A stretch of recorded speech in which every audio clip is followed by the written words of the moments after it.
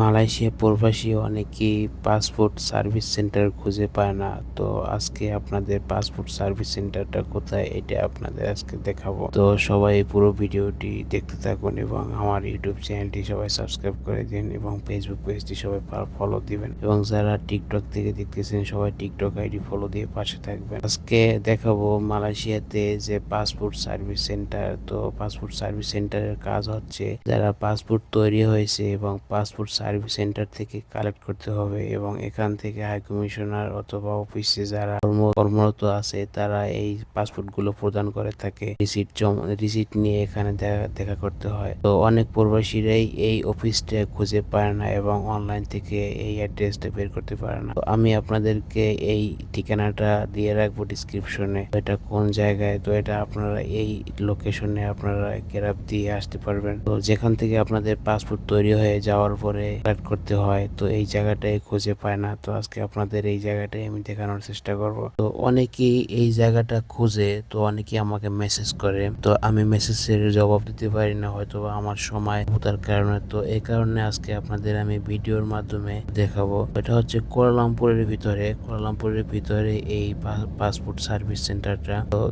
তো আপনারা দেখুন, অনেক সময় মানুষ ছোট একটু কাজের জন্য কিন্তু অনেক দূরে যেতে হয়। তো দেখুন, অনেক মানুষ আসে জোহর বারু থেকে পাসপোর্ট সার্ভিস সেন্টারে। কুয়ালালামপুর থেকে যারা পাসপোর্ট তৈরি করেন তারা অনেকেই আবার জোহর বারু, পেনাং, ইপু চলে যায়। তো সেখানে কিন্তু আসলে সেখান থেকে এসে কিন্তু এটা করতে হয় বা পাসপোর্ট কালেক্ট করতে হয়। তো অনেকে পোস্ট লাজুর মাধ্যমেও নিতে পারে না। তো পোস্ট লাজুর মাধ্যমে কিভাবে নিতে হয় সেটাও অনেকে জানে না। এ কারণে কিন্তু কুয়ালালামপুরে সবারই আবার ব্যাক করতে হয়, এখানে এসে পাসপোর্ট কালেক্ট করতে হয়। কোথা থেকে পাসপোর্ট কালেক্ট করবে এটা অনেক প্রবাসী জানে না বা চিনে না। যারা জানে চিনে তারা কিন্তু সহজেই এটা পাসপোর্টটা কালেক্ট করে নিয়ে যায়। তো এটা একদম সহজ। প্রথমে আমরা এই যে ঠিকানাটায় নামছি, তো এটা হচ্ছে পাসপোর্ট সার্ভিস সেন্টার, একদম মেইন রাস্তার পাশে। দেখুন, রাস্তার পাশে গাড়ি চলাচল করতেছে। তো এখানে লেখা আছে পাসপোর্ট সার্ভিস সেন্টার। তো দেখুন, অনেক বাংলাদেশিরাই এখানে কিন্তু আছে। তো অনেক গাড়ি আছে এখানে, দেখুন ট্যাক্সি আছে। তো আরেকটা আপনাদের সতর্ক করি, এখানে কিন্তু অনেক দালাল থাকে। তো দালালের খপ্পরে কেউ পড়বেন না। তো দালালরা কিন্তু অনেক ডিস্টার্ব করে, হ্যারাসমেন্ট করে প্রবাসীদের।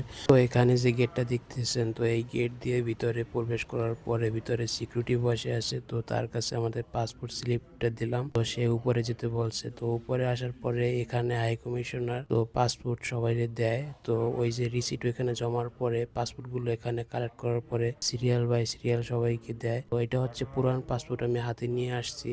তো এই পুরান পাসপোর্টের সাথে ওই যে নিচে টোকেন দিছে, টোকেনটাও সাথে নিয়ে আসতে হয়। তো অনেক প্রবাসী এখানে এভাবে বসে পাসপোর্ট রিসিভ করে। বন্ধুরা, আপনাদেরকে আর একটা ইনফরমেশন দিয়ে রাখি, তো সেটা হচ্ছে এখানে যত প্রবাসী বসে আছে তার ভিতরে অধিকাংশ মানুষ সকাল থেকে বিকেল পর্যন্ত বসে আছে। এর কারণ হচ্ছে পাসপোর্টের যে মেইন কপিটা স্লিপ, ওই স্লিপটা হারিয়ে ফেলছে এবং ফটোকপি দিয়ে তারা পাসপোর্ট কালেক্ট করতে চাইতেছে। তো হাই কমিশনার বলতেছে ফটোকপি দিয়ে পাসপোর্ট কালেক্ট করা সম্ভব না, কারণ একজনের পাসপোর্ট আরেকজনে নিয়ে গেছে এমন একটা তথ্য এখানে দিয়েছে।